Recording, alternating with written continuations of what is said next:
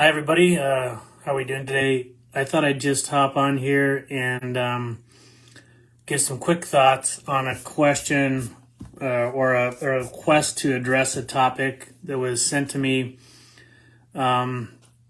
regarding peripheral nerve surgery and the field of neuropelveology. I think that's how you pronounce it, at least if you say it phonetically. So, I guess what I would say is that neuropelveology certainly has its place for certain conditions.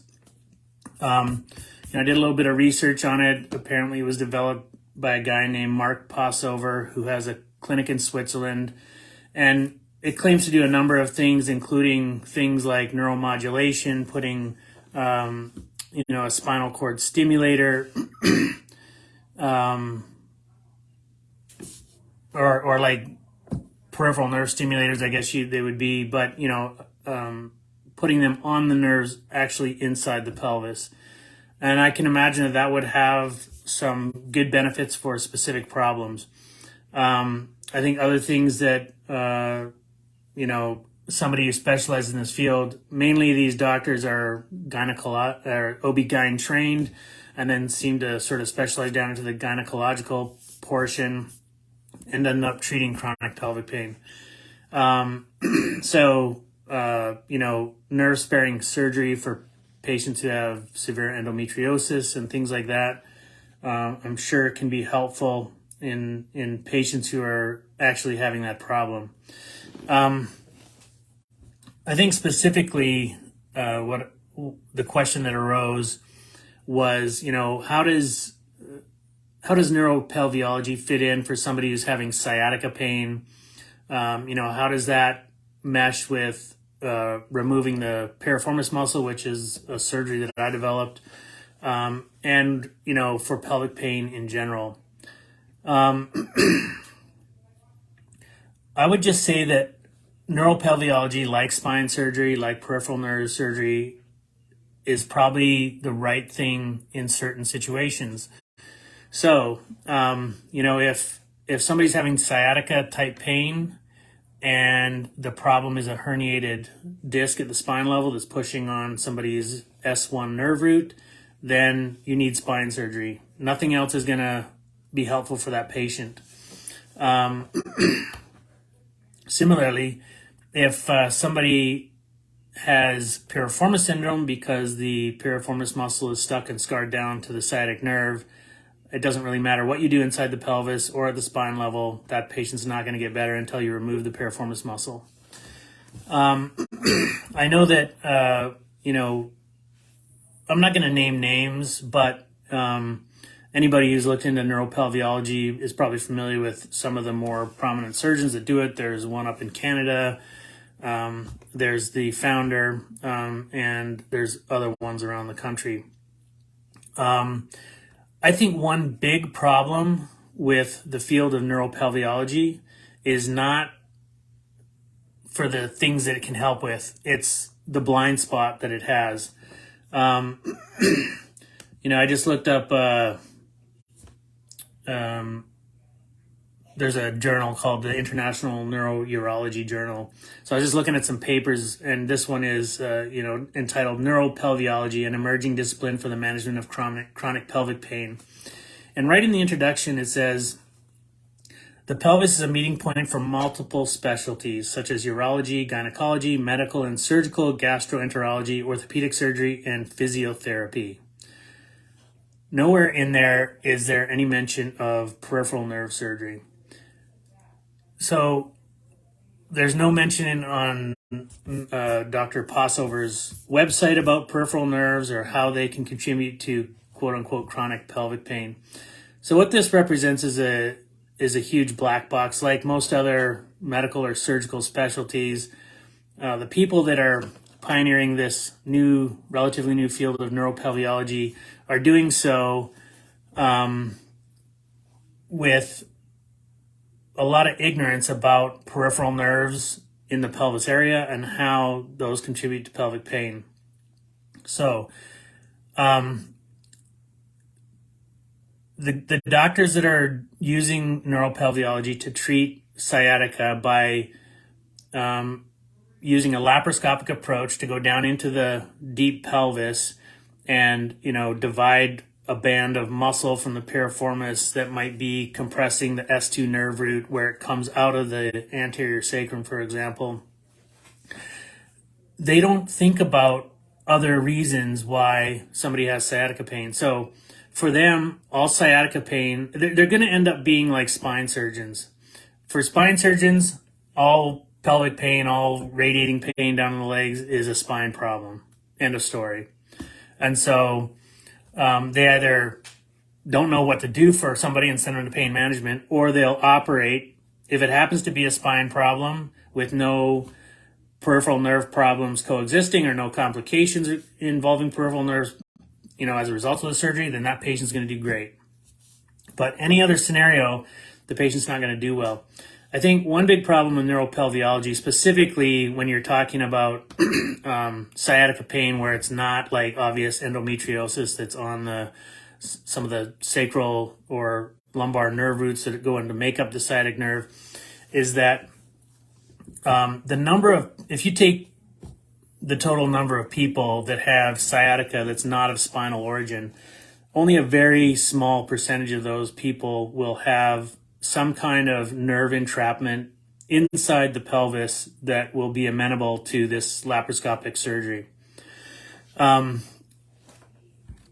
would say that, looking at what they do, having watched some videos of what they do, really the only advantage in a quote unquote some situation where the piriformis muscle is causing a problem, or where you're having sciatica pain, I should say, the one advantage to neuropelveology is that if there's a vessel that's crossing the S2 nerve root or S3 nerve root, or somehow putting pressure on nerve structures right where they come out of the sacrum and before they go through the greater sciatic notch to enter into the deep gluteal space, that's something that you would have to approach laparoscopically through the abdomen and down into the pelvis. There's no way you could really safely approach that through the buttock. Now, having said that, I think for patients who might have a muscle slip that's coming across the S2 nerve root or what have you, again, I think it's going to be pretty rare that that's the only source of the pain. Not impossible to have that arise, and certainly there's people out there who have that specific problem. I would say that the approach of removing the entire piriformis muscle going through the buttock would also relieve that problem, because what happens is, with the approach that I developed, I'm operating beyond the plane of the greater sciatic notch, so I'm in the pelvis. If you think of here's all the pelvic nerves. So if you think of this side as inside the pelvis and this side in the deep gluteal space, they can get anything here they can get to with the laparoscopic approach. So a blood vessel, something that's on this side that would be too dangerous to go this way through, because if you lost control of bleeding, the bleeding would happen in here and you wouldn't be able to control it. But well, I'll just switch hands here for a second. So these are your nerves again coming down into the sciatic nerve here. So inside the pelvis, see, this is a little bit hard to do. Inside the pelvis, outside the pelvis in the deep gluteal space. The piriformis muscle comes through like this. So, it's supposed to be like this, where you have the nerves coming out of the sacrum, then the muscle on top of the nerves, and then both come out through the greater sciatic notch. But in some patients, you might get a slip of muscle, something like this, coming between some of those nerve roots. And whether you approach that by dividing it here or dividing it here, I think either one would be equally efficacious, because you're basically right there. If you divide those muscle fibers here, the little bit of muscle that's in here, and then your sacrum would be right here, they would just retract and shrink up, and that would solve the problem. So I think for patients that have some kind of vascular compression inside the pelvis, a laparoscopic approach via one of these surgeons that does neuropelveology would be a good option to divide that vessel, and relieve the compression. One other comment I have about these videos that I've watched is that they all get into some degree of bleeding. And, having trained as a trauma surgeon, as a trauma surgeon that deep posterior pelvic area is what we call tiger territory, meaning there's a large plexus of big friable veins, meaning, and veins are thin-walled, they tear easily. And if you were to tear into one of those big veins, it can be very difficult to control the bleeding. Certainly, you would not be able to control the bleeding laparoscopically. You would have to open the patient and do sort of an emergent laparotomy to try and control that bleeding. There's been several patients that I'm aware of that have almost bled to death after getting into those veins, that plexus of veins in the deep posterior pelvis area. So that's a significant risk of that type of surgery that doesn't really occur with a removal of the piriformis muscle.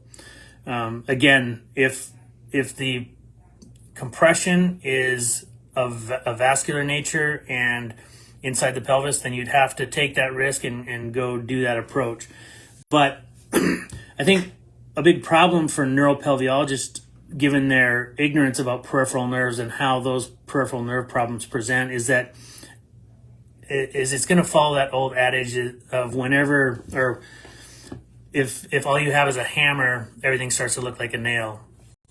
That's one of the problems that spine surgeons suffer from. Any low back pain, any pain that radiates into the buttocks or down the legs is just coming from the spine. So especially in older patients that have a lot of degenerative disease, whether or not there's an obvious cause, they're going to likely end up with a surgery. And I think this will go for these neuropelviologists as well. Everything will start to look like, hey, there's a little vessel crossing something here, so we can help this patient.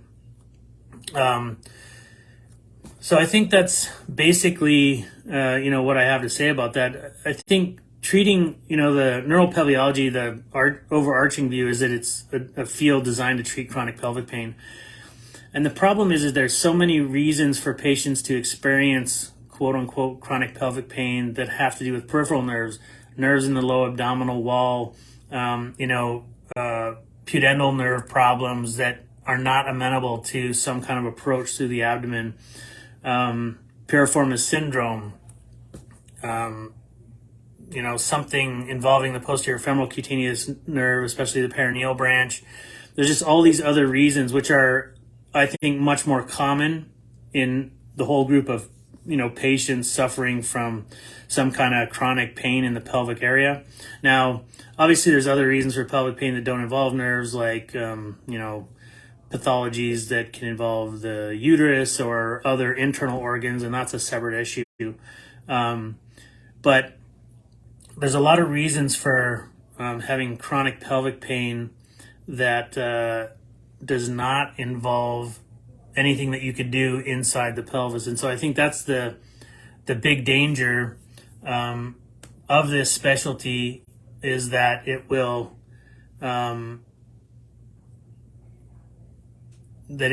end up operating on a significant number of patients who don't have a problem that they can really help with, because they won't be thinking about peripheral nerves as a potential source. And so, that'll be the situation. So I guess just to summarize, neuropelviology, I think it has its place for patients that truly have some kind of intrapelvic compression of the nerve, whether that's scar tissue that's developed as a result of endometriosis or endometriosis itself, or some kind of vascular leash that's compressing nerve roots. I think neuropelviology could be very effective for that particular patient. There are significant risks with laparoscopic surgery in the deep posterior pelvis, primarily involving bleeding. And if you get into bad bleeding in that area, it's exceedingly hard to control without converting to open. And even then, it can be hard to control that kind of bleeding, because it's not like a discrete vessel that you can often ligate and divide. It's kind of a plexus or a web of veins that can be back there. So you can have a lot of blood loss quickly. And if you get into bleeding like that, a lot of people will panic, and then the risk of injuring the nerve structures trying to control the bleeding certainly is elevated. So there's significant risks with a neuropelveology. And then I think the last thing is that, again, given sort of the general ignorance about peripheral nerves, there's going to be a lot of people who are just viewed as like having something that can be fixed by doing a laparoscopic procedure in the pelvis, and ultimately those patients won't be helped. Just like if you did a lumbar surgery for somebody who has piriformis syndrome or an injury to the posterior femoral cutaneous nerve, doesn't matter how much lumbar surgery you do, you're not going to make them better.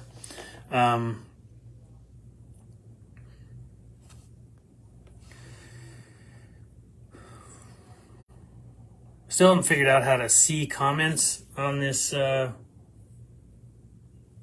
Facebook Live. So I think, let me just see if it...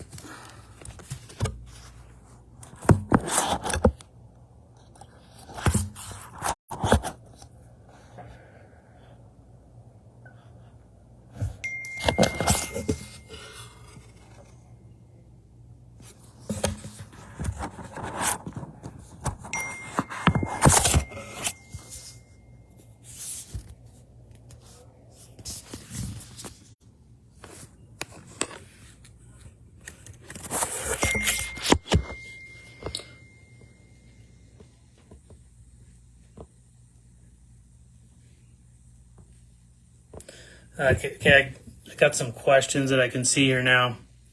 Now let's just see. We'll go to the top of the... Okay, so this first question is, if there is a vascular component, is it okay to remove only a small portion of the piriformis? What is the reasoning behind only removing a portion of the muscle? Will scar tissue form because only a portion of the muscle was removed, or because it was done laparoscopically? I mean, let's say hypothetically you have a patient who has a blood vessel that's the primary component of the compression in the pelvis, and you need to go in laparoscopically and divide this vessel and relieve that compression. If you also do a little bit of surgery and remove some of the muscle tissue that's overlying the S2 nerve root, for example, whether or not that's actually the cause of the problem, I don't think it's a big issue.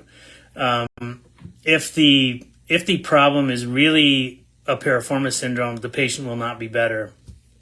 If the problem is really vascular compression in the pelvis itself, then the patient will probably be better, and operating a little bit on the piriformis muscle in that manner is unlikely to cause a problem down the road. That would be my impression on that. So it looks like that might be the only question. Anyway, I didn't want to make this too long. I hope that that answered the question for those people who were interested in the differences between a neuropelveology approach to sciatica pain and peripheral nerve surgery. There's another question somebody just posted. It says, they want to do 2 surgeries on me, one to stabilize, I'm assuming that's L5 and 6. There actually is no L6. It's S1 after L5. And build a cage for, I don't know, this. So it sounds like it's not very clear, but the patient, somebody's wanting to do 2 different spine surgeries on this patient.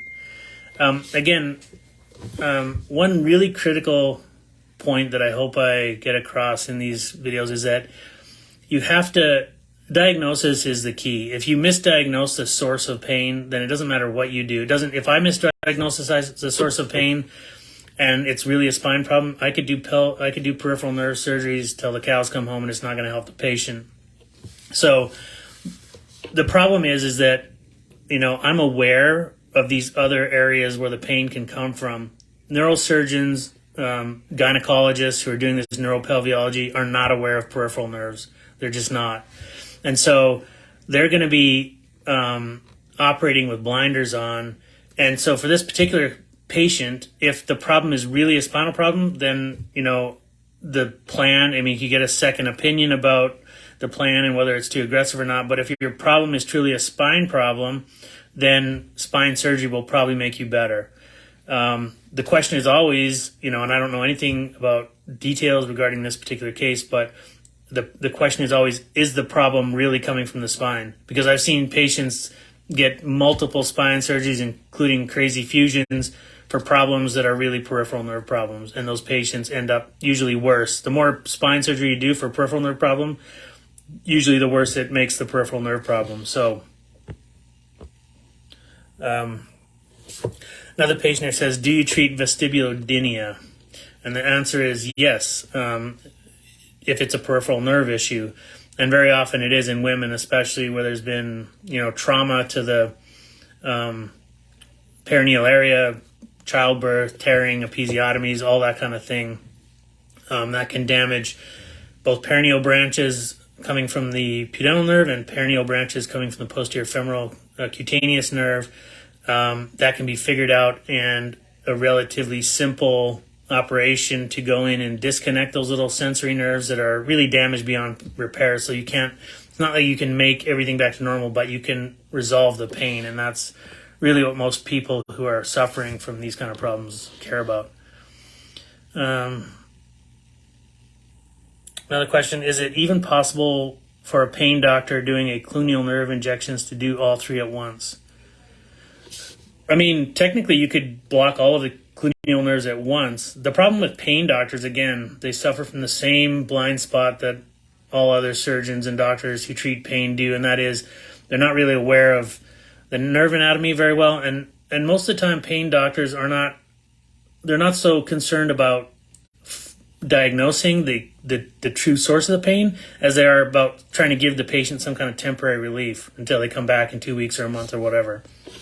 So a pain doctor could block all three sets of the cluneal nerves at one time, but the question is, if you're trying to figure out where the exact source of your pain is coming from, it's better to do those in a staggered fashion at least. Like doing them all at once might relieve your pain, but it won't tell you which set of those nerves or which 2 out of 3 or what have you are actually the problem. You should block nerves.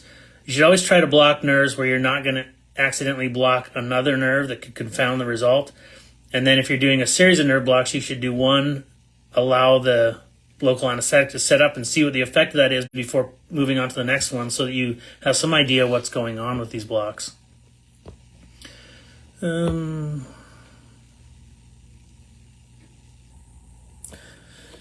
So the patient I was just talking about who's having all this spine surgery recommended, I guess has a diagnosis of ankylosing spondylitis. And again, just because you have a diagnosis of something doesn't necessarily mean that's where your pain's coming from. So you just have to be careful. The thing about it is like, if you really want to know if pain might be of peripheral nerve origin, you have to see somebody who understands how to evaluate the peripheral nervous system, and that is not a spine surgeon. So, if there's something obvious on your MRI and everything makes sense, then spine surgery is probably the way to go. But if spine doctors are kind of hemming and hawing and sort of like, I don't know if this will help, but I think it will, then it would probably be a good idea to get a peripheral nerve evaluation.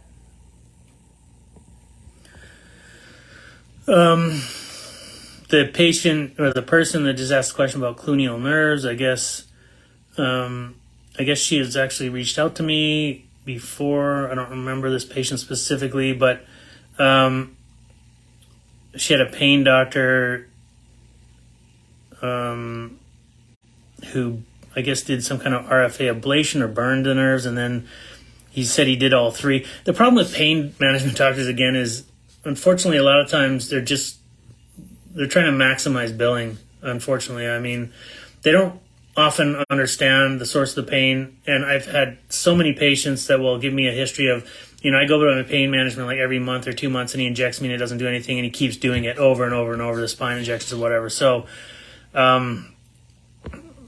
this patient says she has a referral to a peripheral nerve surgeon.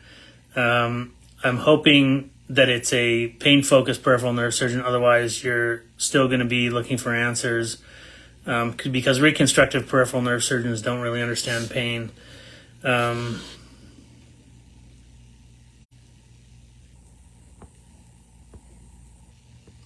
This is a patient that says they have a pseudotumor on the obturator internus muscle due to hip replacement that's pressing on the pudendal nerve. It's more into the hip, so Gyn doesn't want to touch it, but the orthopedic doesn't want to either. Any recommendations? I also have piriformis syndrome and pain at the sacrum. I mean, this sounds like a complex problem. My recommendation would be to see somebody like myself who understands the peripheral nerve component. I have taken schwannomas, which is a benign nerve tumor, out of the pudendal nerve. And the patient presented with sciatica pain because the tumor was very eccentric, meaning on the very outer edge of the pudendal nerve. So the patient didn't really have pudendal nerve symptoms, they had sciatica symptoms.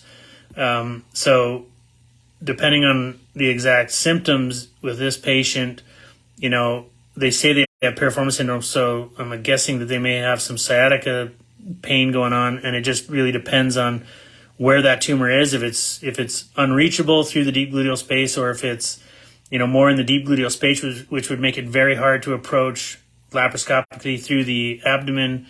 It just really depends on a lot of details, so it's hard to give a definitive answer to that, not knowing anything more.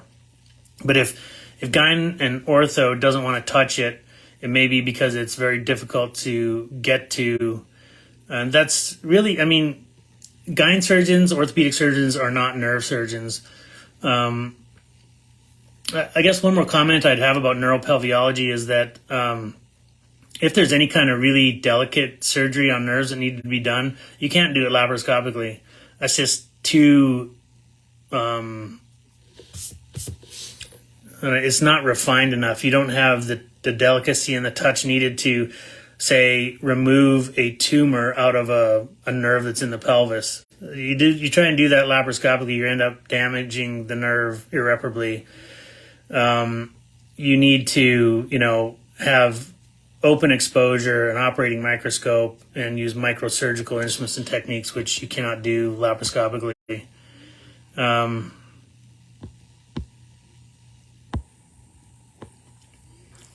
This is a patient that says, I have thoracic outlet syndrome and had the rib removal, scalenes, and pec minor release with very little positive success. That's unfortunate. I don't know who did the surgery, but there's a lot of people out there who don't know how to do thoracic outlet syndrome. And first of all, rib removal is unnecessary in probably 99% of patients. It's an extremely morbid and dangerous thing to do, and is not necessary for most people.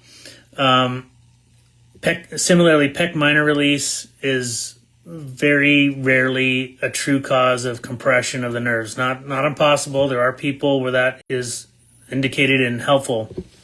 But the real problem with thoracic outlet syndrome is compression or tethering of the nerves, because they're all scarred down to the anterior and middle scalene muscles. And most people who do thoracic outlet syndrome surgery, they tend to be vascular surgeons. They release the scalene muscles, but don't really excise them completely and do a full decompression of the plexus. I had an interesting experience recently where I reoperated on a patient who came to me from a very famous, quote unquote thoracic outlet surgeon, somebody who does a lot of high profile baseball players and professional athletes, those kind of things. I took one look at the incision he made and knew that she had not had a good operation just by virtue of where he made the incision and how large the incision was. So I reoperated on her, and sure enough, even though the operative note from this surgeon said that the scalene muscles were removed, they were probably 80% intact and all scarred down to the brachial plexus structures. So, that's an archaic operation to remove the first rib. It's unnecessary, but unfortunately it's still being done in many situations by vascular surgeons or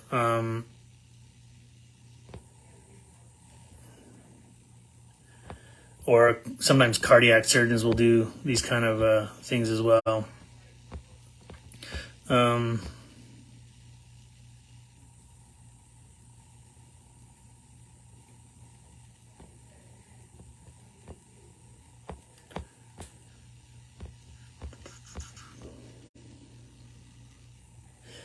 There's a patient here whose initials are LS, who says they have a referral to Dr. Justin Brown at MGH Boston. I don't know this person off the top of my head, but I can tell you that he's not a pain-focused peripheral nerve surgeon. So, just FYI. This patient says, "Can you recommend any good nerve surgeons in the UK?" Unfortunately, there are no surgeons who do this kind of surgery in the UK. I have quite a few patients who come from the UK to Las Vegas. There's lots of good reconstructive peripheral nerve surgeons in the UK, just like everywhere else, but there are none that focus on chronic pain due to the peripheral nerve problems.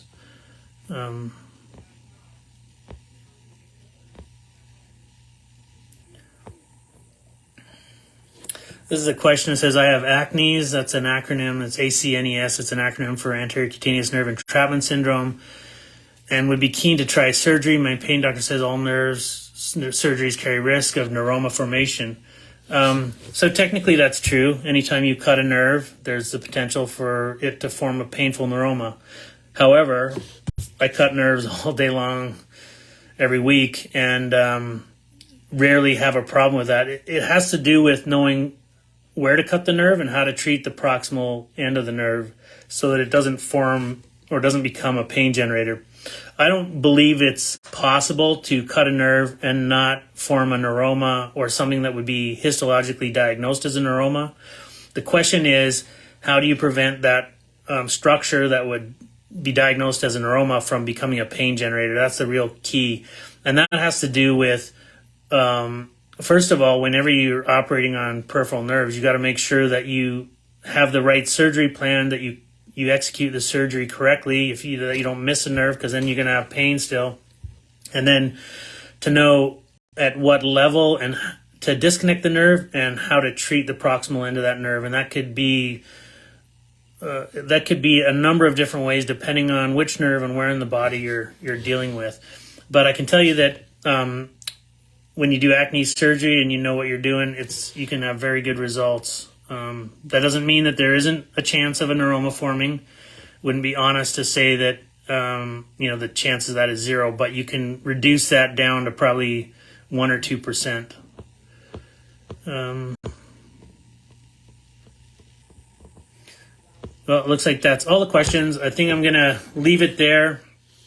It was good to talk to you today and to answer some of your questions. It's always fun to do that, and it's nice to give people information, because information about these types of problems are very hard to come by. So I hope everybody is okay and has a good new year. And if you have pain that nobody else can figure out, you probably have a peripheral nerve problem. Have a good day. Bye-bye.